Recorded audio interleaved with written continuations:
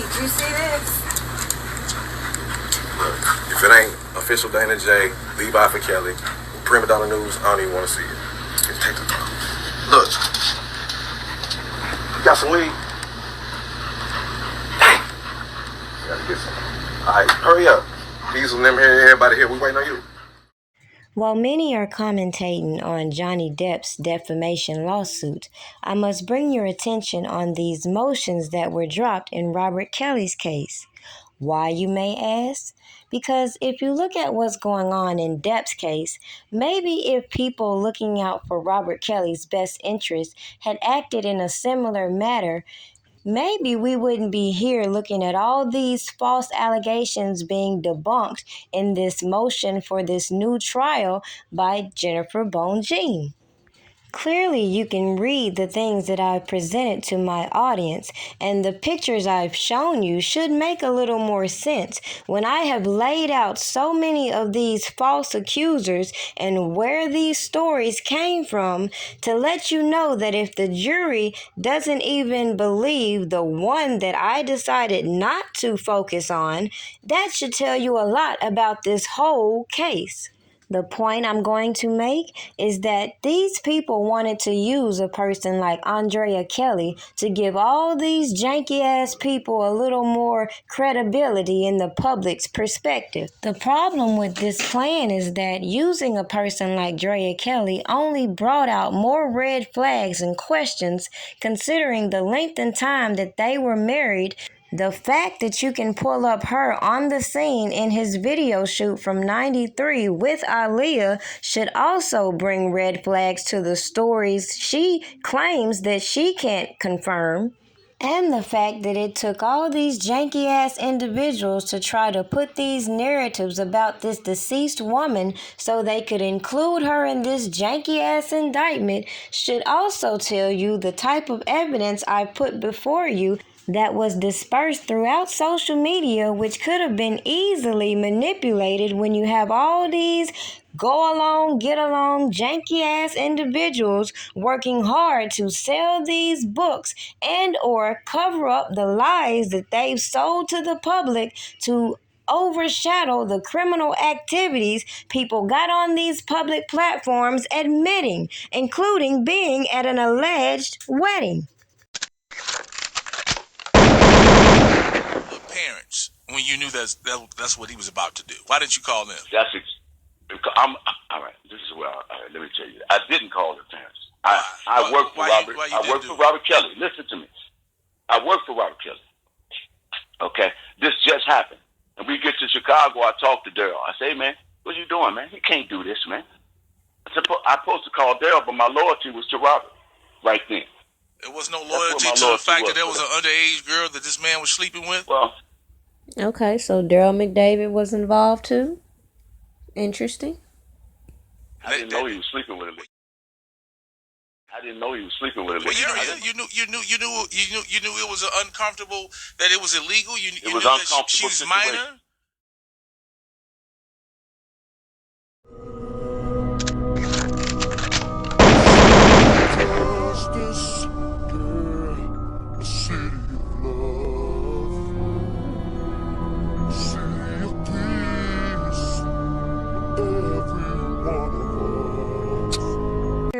He actually stayed at their home in Detroit, and her mother actually was sexually attracted to him as well. And he said when Aaliyah would go to sleep, that he would, this is what he said. He said that he would go in the living room and him and her would do sexual acts on the couch while Aaliyah was sleeping in the bedroom. R. Kelly was having sex with Aaliyah and her mother at the same time? That's not the exact same time, but that's the what he same said. Time frame? That's what he says, yeah. Oh, so maybe this is why Aaliyah's parents have never spoken out themselves. Makes sense to me. Okay. Wow, this is something I've never heard before. Right. Came from his mouth. Okay. And, you're 17 at the time, so... In looking at the way prosecutors laid out their specific charge of bribery and how they overlook other allegations to use these specific individual stories, it should be very clear why Jennifer Bonjean is challenging the very thing that I said from the beginning, that who can prove this marriage actually occurred based on these illegal actions carried out by other people for their own agendas. With that said, who can give credit to all these stories on the primary basis of these settlements that were initiated by the same individuals for another purpose? Then, instead of charging the individuals for the specific things that they laid out, they want to lay it out on Robert Kelly, which does not prove that he orchestrated this whole thing. It's even more ironic knowing the specific facts and the misinformation other people tried to put out to avoid the obvious conflicts that would arise with this specific judge and her affiliations that may cause you to side-eye some of her recent actions in this case, including conflicts that she pointed out, ignoring Robert Kelly's obvious concerns with his privacy violations, leaked emails and calls, conflicts with his attorneys, and even warning these alleged Jane Does with their all-over-the-place testimonies.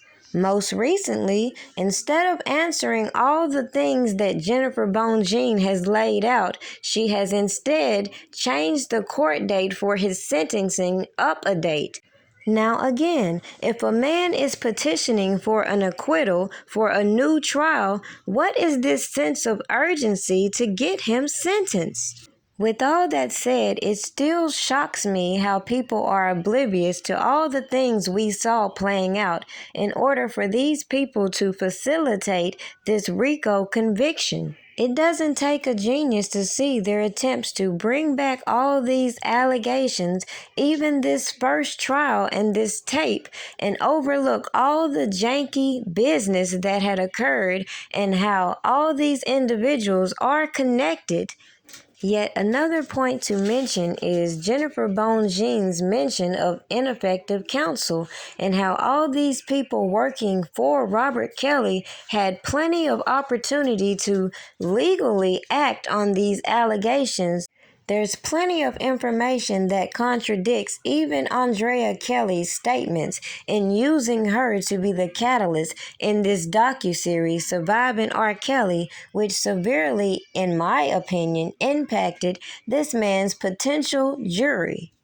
So in conclusion, in watching Johnny Depp's case play out, it should be very clear he's no angel and may look a little bit crazy to a lot of people, but at the end of the day, he decided to take legal action against the individual claims that his spouse was a victim of abuse.